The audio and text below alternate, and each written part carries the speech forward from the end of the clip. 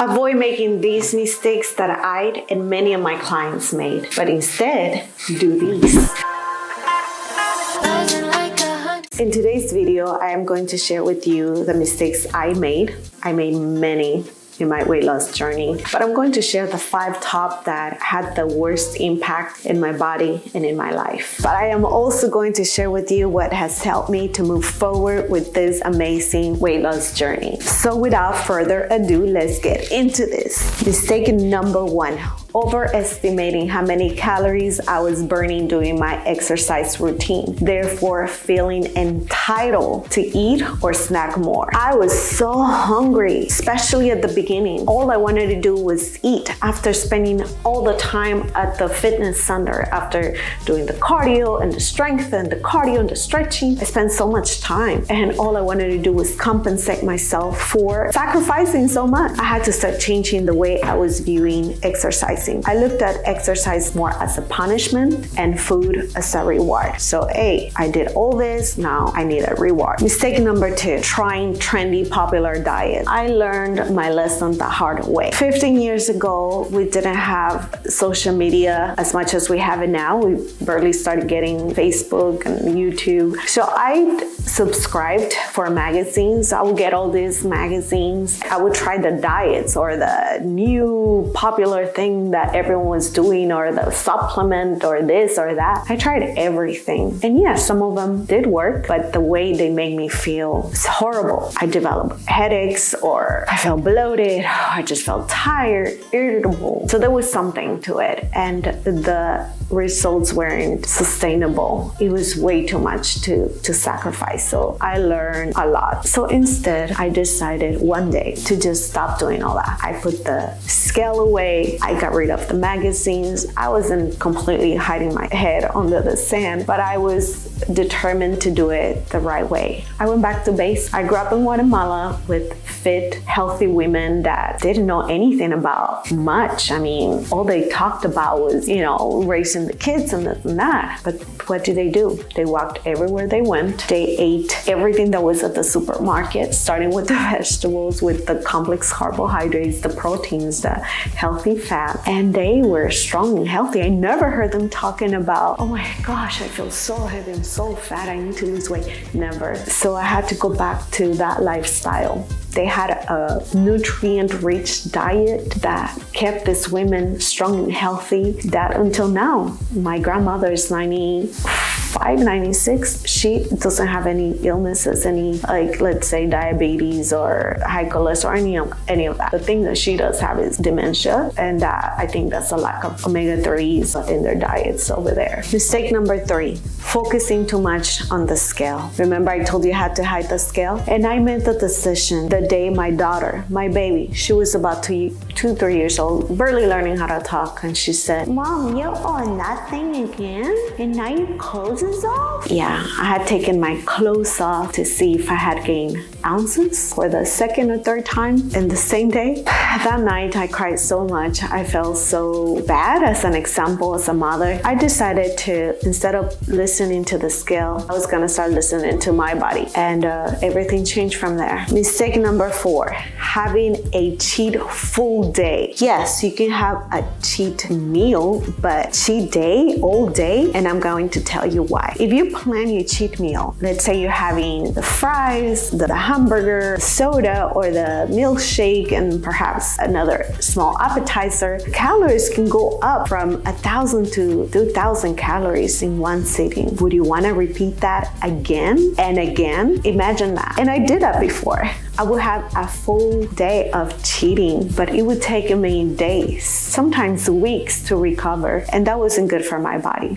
But when I started doing that one cheat meal a day, that worked, even though I would see a little difference. I would usually do it like on the weekend, and then on Monday I would feel a little bloated, but it would take me a day, 2 days to recover, and that was good for my metabolism and for my emotional, my mental life as well, to compensate compensate myself here and there, right? We all want to make sure that we enjoy those foods. And if you enjoy burgers or pizza, whatever, enjoy it. Make sure that you don't do it all day. Mistake number 5, not practicing mindfulness. And yes, I'm talking about mindful eating, portion control, all those good things. But what I'm referring to here is being mindful throughout the day. One thing that I started paying attention to that I did often was eating my kids' leftovers. And that was because I grew up listening to, you gotta eat your food, kids are dying in Africa, it's sacrilegious to do that, you don't throw food away. So I felt responsible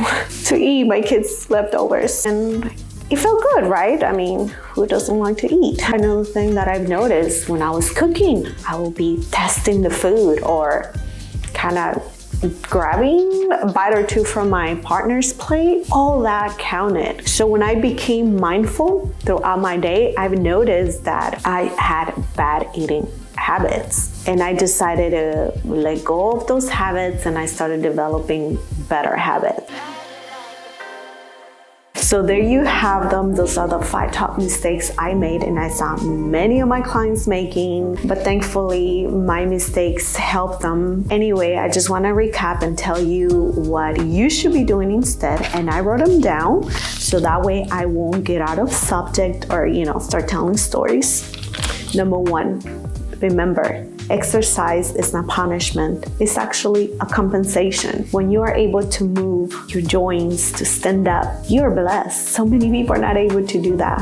So compensate yourself with exercise after sitting for long periods of time or after just dealing with stressful situation. Compensate your body with some creative movement, with dancing, with lifting weights, whatever you're into. And food is definitely not a reward. Food is nourishment. Nourish your body right. That was 1, right? Instead of doing that, do this. Number 2, stop popular diets and start studying yourself. Start loving your body. Learn what type of body you have, and I'm going to leave a link on the description down below so that way you can know how much food or how much of each food group you should be having depending on your body type. So it's important to know that as well. Number 3, hide the scale. I say use it once a week. That's what I would do with my clients that were starting any program. We would start them, weighing them, measuring them once a week, but then it was twice a week, and then it was once a month. You don't have to be doing it all the time. Just at the beginning, I would do it for them to see how they were progressing and for me to realize why they were not losing the weight. I needed to figure out whether they were following the guideline, the nutrition guideline I was giving them. Anyway, it was just for me to realize things. All right, number 4, please no more cheat full days. Avoid just going wild all day with food. Instead, enjoy an intentional, meaningful, delicious cheat meal. Sit down and enjoy it. But know that you cannot do that again and again and again, okay? All right, and last but not least, of course, is practicing mindfulness. I share a little bit about the bad habits, and I developed good habits. Like 1, instead of testing and filling my stomach with food before my meals, I decided to have a little bit of sparkling water, flavored sparkling water, tea, and sweeten it with stevia. So I did develop habits like drinking more water, or instead of eating my kids' food, I got to a point where after getting a bite of their food or the leftover foods, I would just spit it. I said, what are you doing? So thank God I stopped the bad habit too, putting food and then spit out. It was bad, but I had to get to that point to realize that I had to stop. So become mindful, be aware of what you're doing that is not helping you, and instead develop habits that are going to help you move forward with your fitness health goal. It was a pleasure for me to be here with you today. Thank you for joining me. Thank you for liking, sharing, ringing the bell.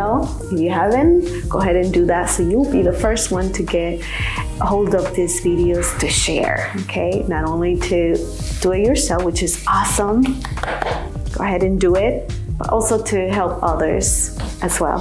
So until then, take good care of yourself. I love you all. See you next time.